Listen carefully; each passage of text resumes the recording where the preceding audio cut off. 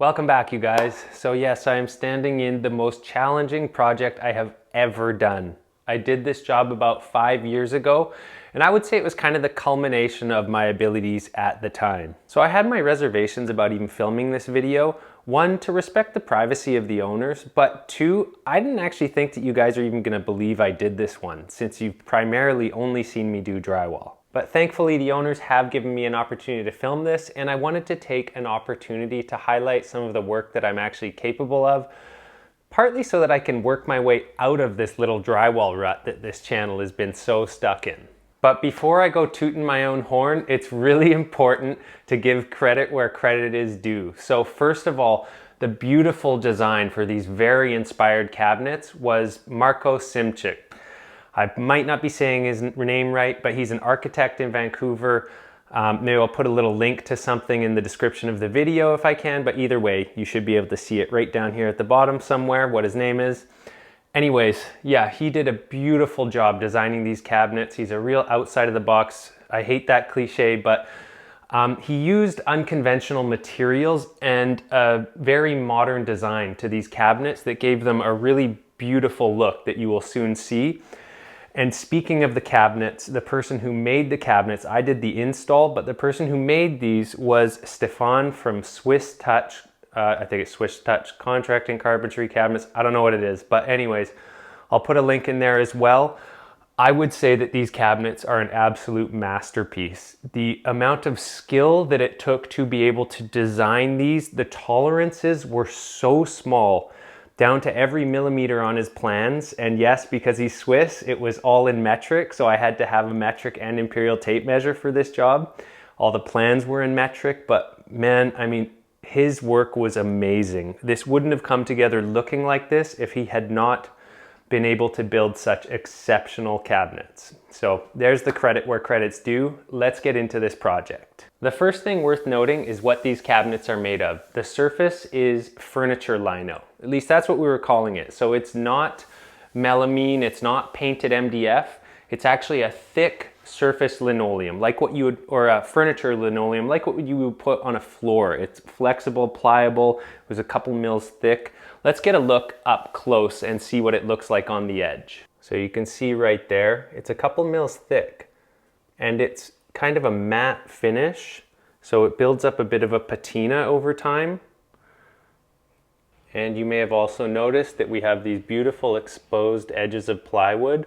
So instead of trying to hide the plywood edges, what we did was we chose really high quality stuff and chose to highlight it. Another one of the many features of this job is that we have these beautiful miters here. So we got a push latch, it pops open, and we have these miters for a nice seamless look. So we have the unfinished edges, and then we have all these clean looking edges. It's a really beautiful design. And honestly, it's hard to take it all in on camera. We've got these handles right here, just a trim handle.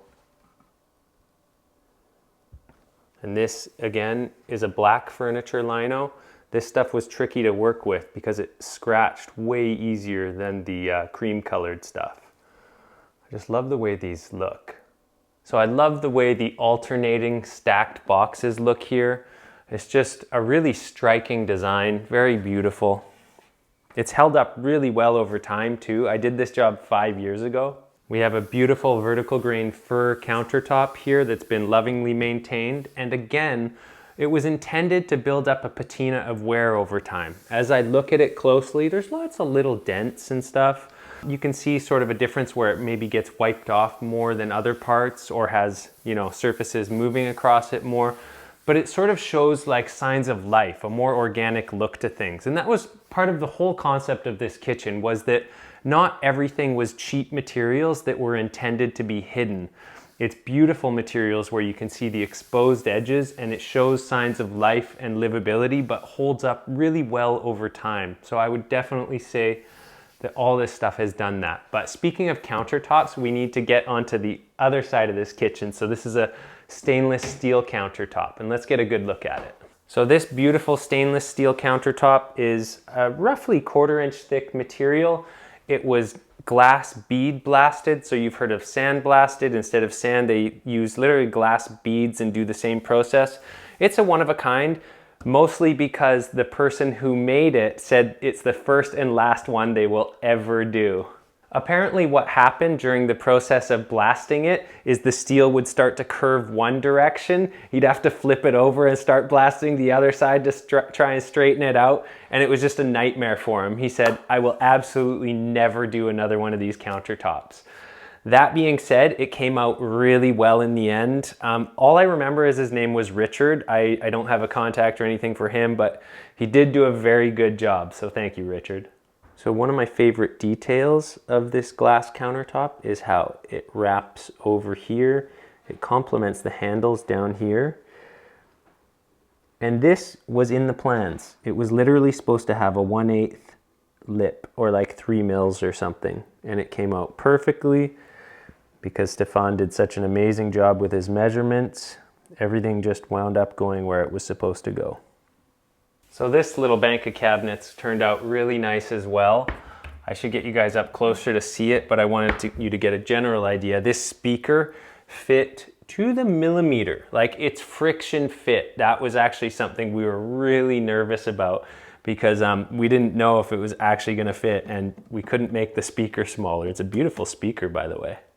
So here it is from this side, and let me try to do this thing justice because it's beautiful. So again, we've got those mitered doors. It just came out so nice. So here's our cabinet. This piece right here is a scribe gable that I had to scribe to the wall, which was not straight at all. No caulking either. I didn't want to caulk any of these scribe gables because it just separates and looks really bad over time. So my method for getting these scribe gables to work out was kind of multi-step. So the first thing that I did was I made sure that I had one coat of color on all the walls. And for those of you that don't know, a scribe gable is the edge of the cabinet that gets screwed on that hides the unfinished edge. It's the finished edge of the cabinet that hides the unfinished edge. So what you have to do on these is generally I would chamfer the backside, like angle it and then just use a block plane to shave them down so that you could conform it to all the little humps in the wall, because it's much easier to shave down a sharp edge. Whereas if you're using, say, a belt sander on the scribe gable on a 90-degree edge, it just takes a long time to take off a lot of material. So anyways, that might be a little bit over some of your guys' heads, but you cabinet guys know what I'm talking about. But getting back to what I did was, for anywhere that a gable went up, there had to be a coat of color on the wall, because when I came and did my finish coat of paint, like I said, there was going to be no caulking, so I couldn't paint right up to the edge. So when I did my finish coat of paint, I brushed up to about a 1/16, you know, as close as I could possibly get to the cabinet without actually painting it. And that way I was able to not get any paint buildup inside the reveal, like that little line between the cabinet and the wall. I didn't have to use any caulk to make sure it was a straight line. So now 5 years later, none of it has separated and it still just looks like a cabinet going into the wall, because that's what it was. So there's a little tip for you. Paint your color first and then just cut in as close as you can get to these sorts of things. I had to do that in multiple spots on this place, so we'll keep looking at that. But I think first, these cabinets warrant a closer look. So again, all of these miters just came out so well. This one has a handle, so I don't think it's a push latch. Again, just came out so nicely. There's that really cool speaker. And then on this side, we have the washer and dryer. So this washer dryer was a headache for me twice. They're very small. There was no clearance. We weren't able to use the hinges that were originally designed to go with this. So I had to do some modifications, which it was really hard to keep that reveal of the mitered edge because it was, again, intended to be a mitered edge. So let's quickly look at the hinges on this side to get an idea of how big they are. It's a huge hinge that needs a lot of space. And the purpose is because it brings this edge of the door out and it doesn't push in and crush inside this miter right here. So it's a very large hinge that takes up a lot of space. But as you can see on this side, we had to use a regular cabinet hinge, which pushes the miter into the other side of the miter. So what I had to do was carve it out and install this piece of aluminum angle in here to support this edge so that that could slip in there because there was no clearance. So the second time these caused me grief was when they got a new washer dryer. It was the same brand, but I think they were a tiny bit wider, and I actually had to get rid of the middle support that used to be in here. There wasn't enough space for it after. And I think I used to have a block under here that supported this countertop. It doesn't seem to be in there anymore, but it also doesn't seem to be a major problem. It's all holding up. So that's how this area caused me problems twice. So even this panel back here, right here, is, well, we couldn't glue it to the wall because there's actually the shutoffs and the power for the washer dryer right back here. So this thing is just held in here with rare earth magnets to stop it from falling down. Needed a lot of fancy notching and stuff. But yeah, there that is. So another thing that's worth noting about this cabinet, the one with the speaker, is that it actually goes through the wall. Because if you notice, there's only about 4 inches right here, roughly 6-inch wide wall. So if we take a look at it, it's clearly much deeper than the wall. So where does it go? Well, it comes out on this side. So at the top we have a display nook, and then it's just kind of a furniture lino column going down, and then another mitered edge door.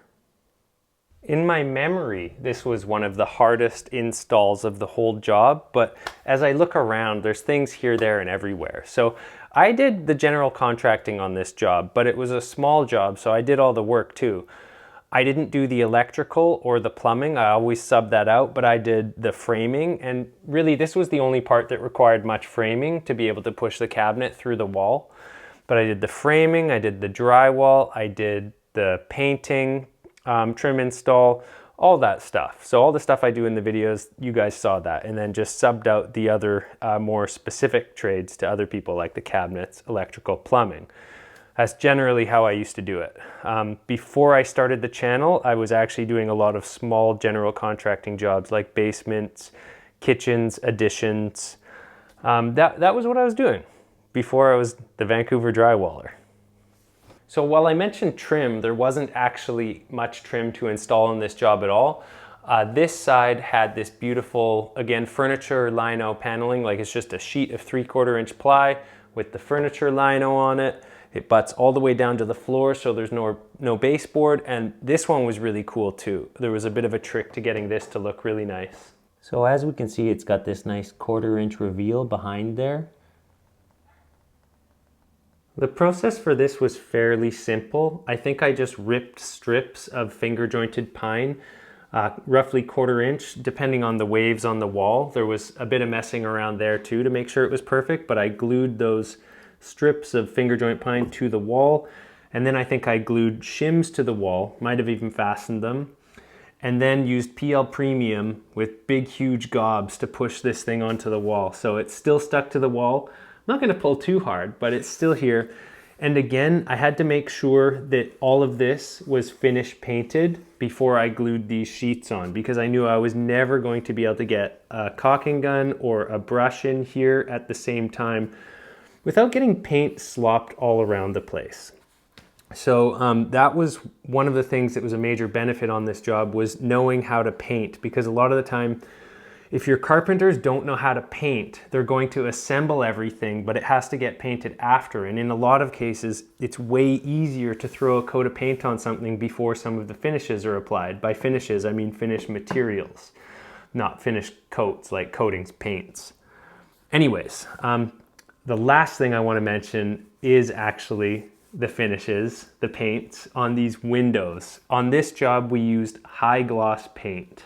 So this is Benjamin Moore Advanced High Gloss. There was a bit of a learning curve in learning how to work with this stuff and not get drips.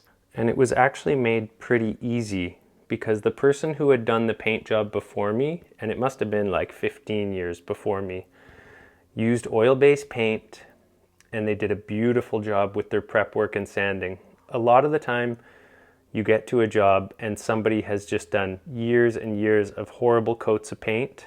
That was not the case on this job. On this job, there had been a beautiful amount of prep work done, so all I had to do was sand it really well and throw a coat of paint on. Well, it was 2 coats of paint on the trim, but now we're just getting into the finicky little details. So that was the broad strokes of this job. I actually did way more work here, in large part to scope creep. If you guys know what that is, where a job just keeps kind of getting bigger and bigger and bigger. This was supposed to be like a 3-month job, turned into a 6-month job. Everybody was losing sleep and possibly hair over it, but in the end, it all worked out. I'm still good friends with the homeowners as well. Again, I'm here doing some work for them. So it was one of those jobs that was like challenging for everybody at the time, but it all worked out. And whenever I come here and get to look at this, I'm always really happy I was involved with it, because again, it's the most unique and, in my opinion, the most beautiful project that I've ever had a chance to work on. I love that it's outside of the box. It's not just your typical, you know, like MDF carcasses with boring white MDF doors.